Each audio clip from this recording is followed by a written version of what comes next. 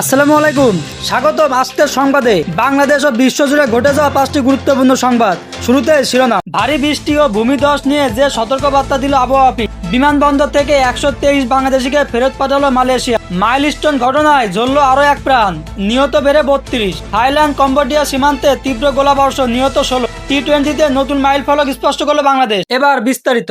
আজ শুক্রবার 25 জুলাই সন্ধ্যা 6টা থেকে পরবর্তী 24 ঘন্টা ঢাকা, খুলনা, বরিশাল, চট্টগ্রাম ও সিলেট বিভাগের অধিকাংশ জায়গায় এবং রাজশাহী, রংপুর ও ময়মনসিংহ বিভাগের অনেক জায়গায় অস্থায়ীভাবে দমকা হাওয়া সহ হালকা থেকে মাঝারি ধরনের বৃষ্টি অথবা বজ্রসহ বৃষ্টি হতে পারে। সেই সঙ্গে খুলনা, বরিশাল ও চট্টগ্রাম বিভাগের কোথাও কোথাও মাঝারি ধরনের ভারী থেকে অতি ভারী বর্ষণ হতে পারে। সোর্স আবহাওয়া অফিস।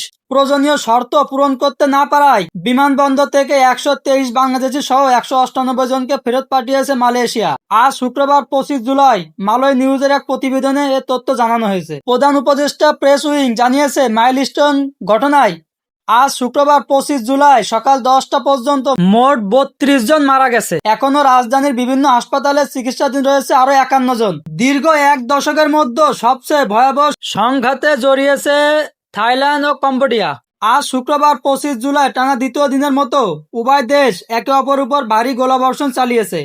সংঘাতে এখন পর্যন্ত কমপক্ষে 16 জন নিহত হয়েছে বলে জানিয়েছে আন্তর্জাতিক সংবাদ মাধ্যমগুলো। খবর রয়টার্সের। প্রথম 2 ম্যাচে জিতে আগে সিরিজ নিশ্চিত করে বাংলাদেশ। শেষ ম্যাচে লক্ষ্য ছিল পাকিস্তানকে হারিয়ে টি-20তে প্রথমবারের মতো হোয়াইট হাউস করা, কিন্তু সেই লক্ষ্য অর্জনে ব্যর্থ হয়েছে। শেষ ম্যাচে পাকিস্তানের বিপক্ষে বড় ব্যবধানে হেরেছে লিটন দাসের দল। তবুও নতুন মাইল ফলকের নাম লিখিয়েছে বাংলাদেশ। বাংলাদেশের এই হারের পেছনে সবচেয়ে বড় কারণ ব্যাটিং ব্যর্থতা। পাকিস্তানের দেওয়া 179 রানের লক্ষ্য তাড়া করতে নেমে নিয়মিত বিরতিতে উইকেট হারিয়েছে বাংলাদেশ। ব্যাটাররা এদিন ন্যূনতম দায়িত্ব নিতে পারেননি। পাকিস্তানের 12 ছক্কার বিপরীতে বাংলাদেশ ছক্কা আঁকাতে পেরেছে মোটে 3টি। এতেই অবশ্য নাম লিখিয়েছে নতুন এক রেকর্ডে। 2025 সালে প্রথম দল হিসেবে টি-20তে 100 ছক্কা আঁকানো রেকর্ড করেছে বাংলাদেশ।